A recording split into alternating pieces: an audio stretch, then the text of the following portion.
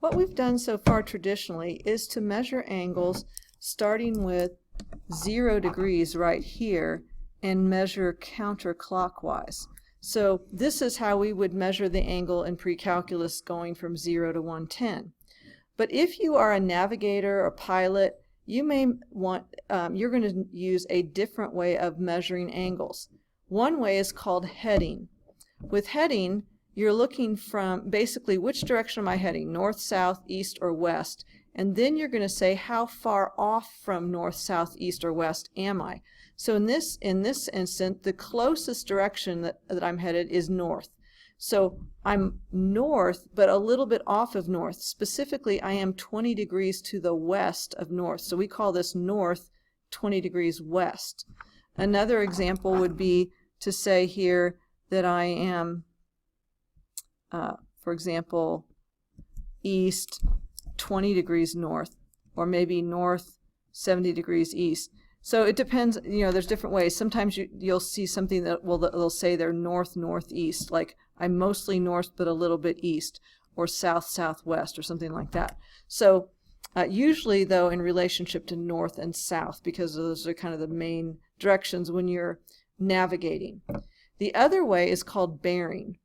And bearing is measured with 0 degrees at the north pole as you're facing north, and it's measured clockwise instead of counterclockwise. So you're going around this way from 0. So what we would call 110, this would be a bearing of 340. This would be a heading of north 20 degrees west. Now, I am not going to test you on whether or not you can do heading and bearing. I just wanted to make you aware that there are other ways to measure angles that are useful in the real world. And we're going to do some story problems where we use these, but I will give you the most important information. So here's a bearing problem.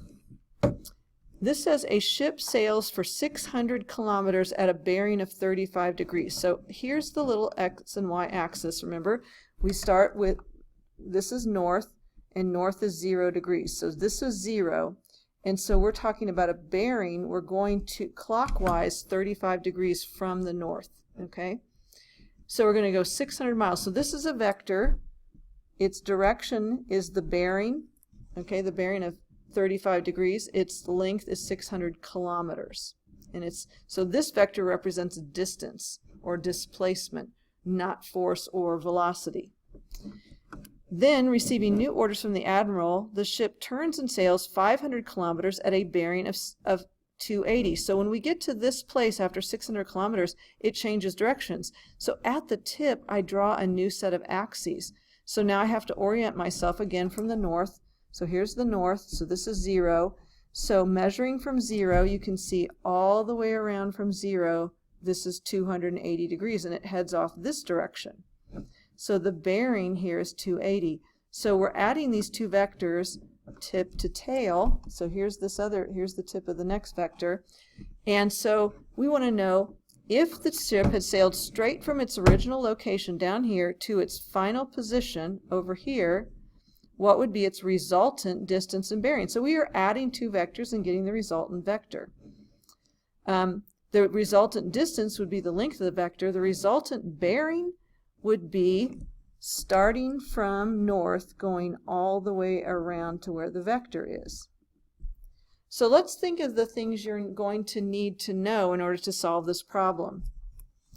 Well, to find the bearing, you're going to need to know what this little angle is right here, because you know all the way around is 360, but you're going to need to know this angle theta right there.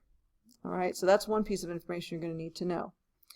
You're not going to be able to find that until you find something else first. The first thing you're going to need to know is the length of this vector, and you need to know a side angle side triangle. To get that, you're going to need to know this big angle here. Like, what is this angle here? So let's just call this alpha, because I don't have another name for it. So I need to know alpha, and I need to know theta. To alpha would allow me to find this length. Once I know this length, then I could use other triangle techniques to figure out what this whole angle is, the 35 plus theta, and then subtract to find theta. So alpha is kind of interesting here. So here's a couple things, the tips for finding alpha. First of all, every time we do bearing, we make a set of axes, and these are all right angles, okay? So I know, for example, this is 90 degrees, this is 90 degrees, this is 90 degrees, okay? So I know all those. I'm going to kind of erase some of those because they are in my way somewhat, so I'm going to do kind of an undo on that.